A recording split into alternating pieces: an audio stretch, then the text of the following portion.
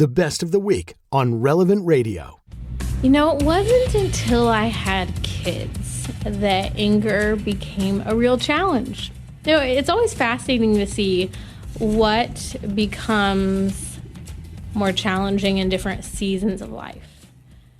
Resentment, rancor can peek its head when you're living in prolonged single years. We can even despair in moments of infertility or singleness. We can despair in a season of loneliness. So many things can happen. We can be overly indulgent and too focused on our desires and pleasure. We can struggle with our sexuality. And so many things can happen in different seasons, perhaps more for some in their youth. Sexuality is more of a struggle than when you're married. Maybe that challenge goes away as soon as you're married, those temptations. And it's so different in different seasons. In one season, you might say, oh, I've been really humble. And then later you're humbled by how unhumble you are.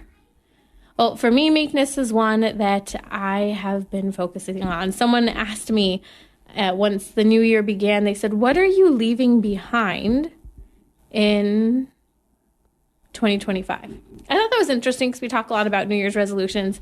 And I was like, oh, well, I'm leaving behind one, rushing, because I'm always in a rush, so much so that I notice my kids are rushed too. But two, my anger, just letting go of the little things and even the big things, just slowing down over with my kids. Who knew little humans can make you so mad? I was listening to a homily the other day, and the priest was talking about how when we're angry, there actually is love there, but we have a much higher self-love for ourselves, a disordered self-love, I would argue, than the love that we have for the person or thing that's going on. And that really kicked me in the pants because I realized, oh yeah, I'd rather things be perfectly ordered and put together or not so challenging in the day-to-day with my kids. It's really fascinating when you see, like, I have a long ways to go in loving. And so I thought, let's look at the Bible and the saints for a little bit of help on mitigating anger. And I always remember hearing those words about Moses in the Old Testament and even about Saint Joseph. We read that both of them were meek. Do you even know what meek means? What is meekness, the virtue of meekness? Well, it's what mitigates anger. It's the antidote to anger, a mildness of temper. Actually, you might recognize the word meek from the Beatitudes. It's one of the 8 Beatitudes. Blessed are the meek, for they shall inherit the earth. And as I've been thinking a lot about meekness this last week, I kept going, you know what? I need to double check that I'm right. Do they inherit the earth or do they inherit the kingdom? And the two go hand in hand in interpretations. Blessed are the meek, for they shall inherit the earth. Now, in different interpretations, some people say that this is an inheriting of heaven and earth, or as Jesus talks about, there will be a new heaven and a new earth that will come. But when I was pondering this within my own personal struggle with anger over my kids, but then you look at the world and we're so angry as a culture. A news story that is contrary to our beliefs makes us angry. A person who to you might represent what is different in our ideology, just seeing that person could upset you. Why is it then that if you are meek, if you have that mildness of temper that is contrary to anger, that God says, Jesus says, we will inherit the earth? I think it's because we'll inherit people, and that we'll bring them in, we'll draw others in. We will not have this discord and disunity between us and others. And remember, when our life ends. Heaven, hell, or purgatory are the places we may be. And if you're in heaven, you've won the people over. Like, you've gained through your goodness, eventually by God's grace, the kingdom. And you've gained your brother. You know, from the dawn of creation, the earliest stories of the Bible, such as Cain and Abel, Cain kills Abel God the Father goes looking for Abel, and Cain's response is, well, am I my brother's keeper? You see, there's this desire to not be responsible for others. Yet I think that ties back into Matthew 5:5. The beatitude is, blessed are the meek, for they shall inherit the earth. You inherit this order amongst the relationships you have with others, even things. Because by your mildness of temper, which is how I like to really think of meekness, you win others over.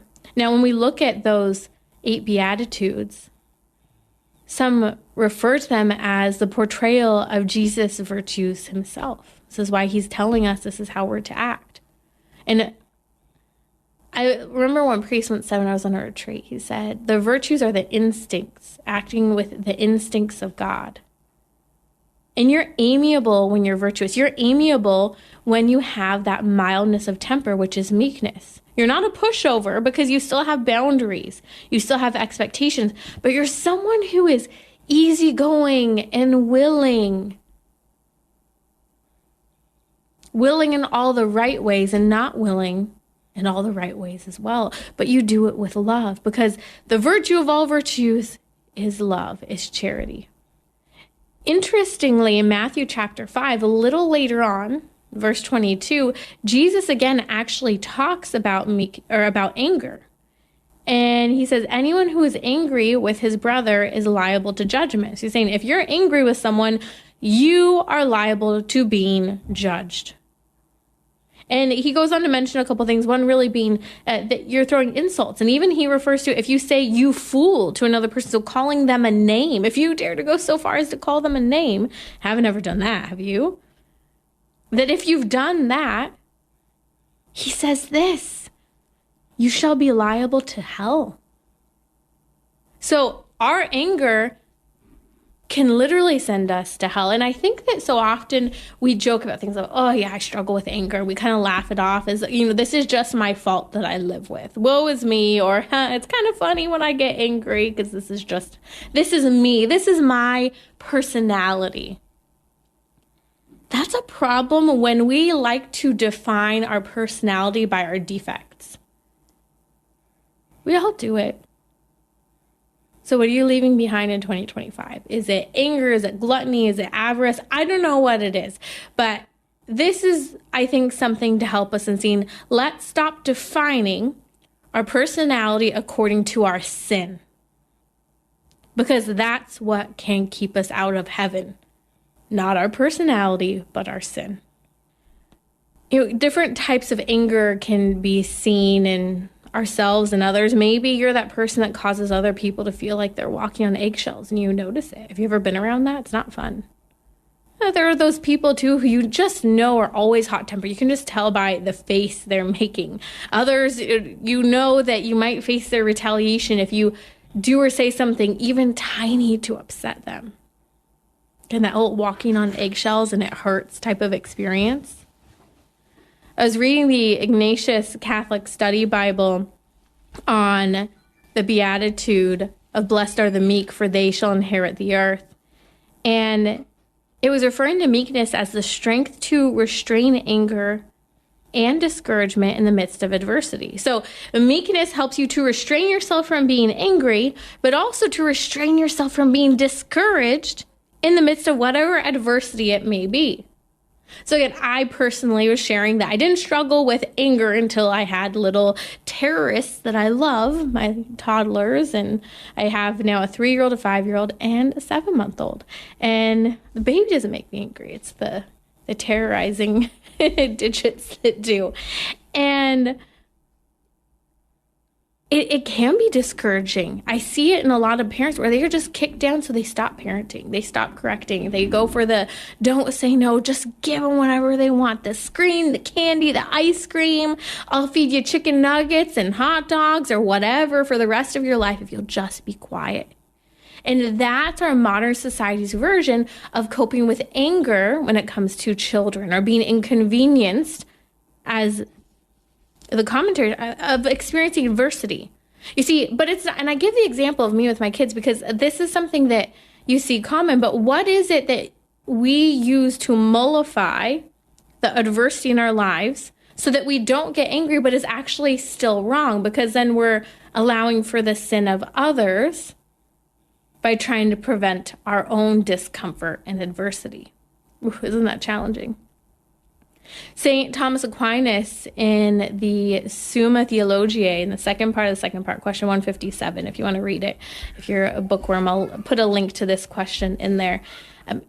He talks about meekness and how it withdraws us from evil, not just anger, it withdraws us from evil. And he says by mitigating anger or punishment. So mitigating our anger or us punishing others. He actually ties meekness and clemency together. So meekness and that forgiveness, clemency. He says, meekness above all makes a man self-possessed. I would really like to be a self-possessed individual. Sometimes, often I actually think I am. But then I had kids and then I realized I'm really not.